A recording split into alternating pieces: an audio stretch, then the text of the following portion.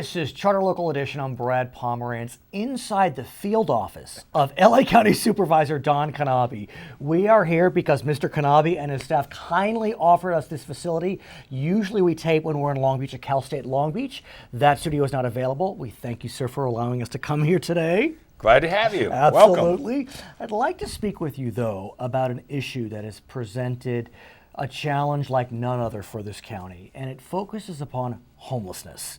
You've been a supervisor for 20 years, is it? Yeah, it'll be 20 years by now. Yeah, exactly. So, and we've seen this issue percolate, but it's gotten real bad, or has it? Oh, absolutely. I mean, it's sort of been a process trying to bring everybody together. This is a very complicated issue. It's not one that you can just spend your way out of. Everybody thinks you throw big money at it, it's going to go away. The homeless population, this is our second big attack on it. We started 10 years ago, and I think we've accomplished a lot in the last 10 years as it relates to the issue. The biggest thing is in the early days when we started dealing with the issue of homelessness, everyone thought it was just Skid Row, downtown Los Angeles. It is now in all 88 cities and the unincorporated population of Los Angeles County. It's a very significant issue, and it's been complicated and manifested by this last economic downturn where many people are homeless for the very, very first time. Sure. Let's talk about a couple of items you brought up. The first is this is a crisis like none other. We now have the largest homeless population in the nation, which is very painful for us to consider. But you also kind of hinted at this issue of coming together. It's hard to deny, sir, that the city of Los Angeles and the county of Los Angeles over the last 20 years have often been working at cross purposes and pointing fingers at each other. Are those days behind us? I hope so. Recently, the board, adopted a major policy and priorities as it relates to homelessness. The city of LA was part of that discussion. More importantly, on the given day that we did the hearing, we had probably 2/3 of the 88 cities in the audience dealing with the issue and willing to speak in support. Now you have like the South Bay COG and the Gateway COG and all these groups of cities, the Council of Governments working together, individual cities working together to address the issue. Because not only, we got two major target populations. One, not only the largest homeless population, but outside that we also unfortunately have the largest vets homeless population. And I think what we've learned over the last 10 years is how do we focus that. Again, it's not just giving a meal ticket, it's not just giving a bed. I mean, this is an issue that you need mental health issues, you have to deal with addiction issues, the housing issue. So let's talk about the general population first and then the veterans population. Both important populations. When you look at the general homeless population, 44,000 homeless in the county need attention. And as I understand it, we need almost $2 billion over the next decade. The county has at least set aside some money, $150 million. The city, I don't think, has popped up any cash yet. No, but they held a press conference. But they did hold a press conference. So there is some movement. Where do we find the remainder of the funding? I mean, look, $150 million, it's a good start. And it's not all about money in the end. But still, if we need almost $2 billion over 10 years, $150 million over 2 years is not going to do it. No, absolutely. I mean, but let's back up a bit. We almost spend $1 billion a year on homelessness issues. Already. Okay, I mean, that's not just housing. I mean, that's food stamps, that's GR relief, the whole jails, everything. About $1 billion a year. So it's a very, but it's so labor intensive, and I think that's what we learned. This is not a matter of just going out and saying, hey, we got a place for you, you want to live. I'll give you an example. I have a councilman in a neighboring city. Okay. Actually in one of my cities. Not LA. It is LA. It is LA, never mind. Okay. Continue. But the most important piece was a council member called me in regards to a homeless encampment right in the middle of downtown. We sent the team out. We sent mental health folks out. We sent LASH out, which is the LA Homeless Services Authority. And so we put everybody together. There were 4 people out there. We talked to them, and they talked to them. And one of them said, absolutely not, I don't want to deal with it. I'm going to leave. I'll go someplace else. Okay. The other 3 agreed to services. Oh, really? By the time the mental health folks and LASHA got back to them to go get the paperwork, they were all gone. Found 2 of them just a couple blocks away a few hours later when they went to look for them, and they said, no, we don't want it anymore.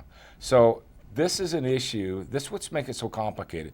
There's a trust issue with a lot of the homeless, and there are probably 40% of the population it's very hard to deal with. They just want to be homeless. It's a lifestyle, it's a sense of independence, whatever it may be.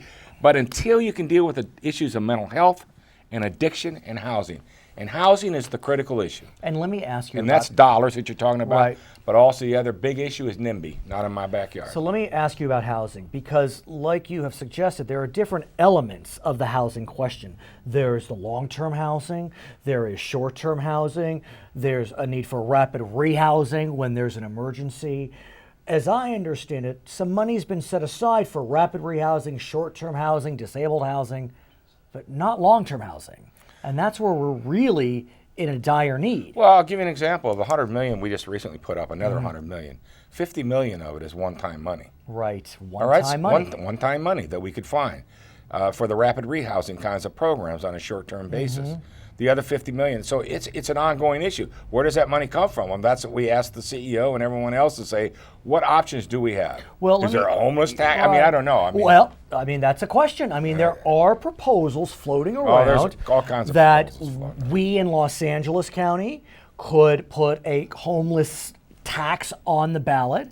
We know the California State Senate is looking at rejiggering some monies that have come in through other bonds, but it would need to go on the ballot for to make sure $2 that billion. it gets to the right people. I mean, the state has to be a participant as well as the feds in this, particularly as it relates to the homeless in the Veterans Association. As, you know, their assistance is also multi-directed, and again, a very significant issue in how Let's you talk treat about them. vets. Okay. A critical issue. It feels to me that the vet question, there has been some progress.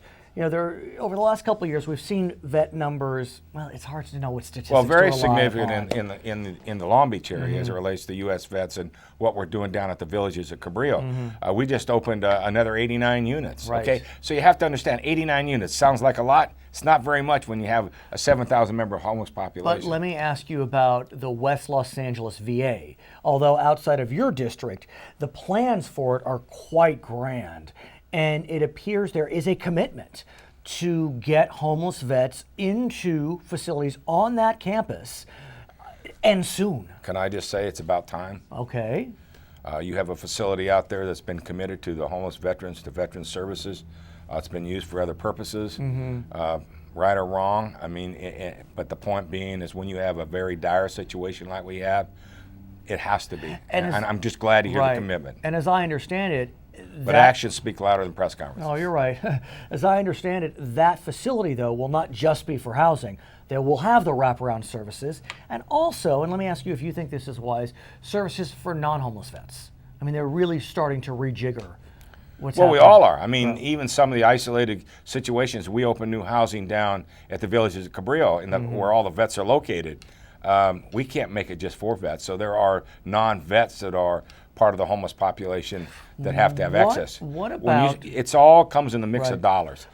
What about vet or no vet, the question of those folks that are released from jail or prison? They so rapidly become homeless. Is part of the plan to look at that population? Oh, absolutely. I mean, that's what I said. This whole issue is so complicated. It's not just the people you see under the bridges or on the street. It's the people being released from jail. It's the veterans coming back from Afghanistan and Iraq that, you know, their families have left them and they have nothing or want nothing, and, you know, they've got addiction issues, mental health issues. So you've been looking at this issue for 20, 30 years. Do you feel as if we're actually getting a handle on it? Well, yeah, I actually do. I mean, you know, the size and scope is at times overwhelming. Right. And the dollars you're talking about become overwhelming. But I think for the first time, I feel like every section of the county of Los Angeles, every one of the 88 cities understands that they have an issue and that they need to be part of the solution. Okay, his name is Don Knabe, member of the LA County Board of Supervisors. My name is Brad Pomerance. It's Charter Local Edition.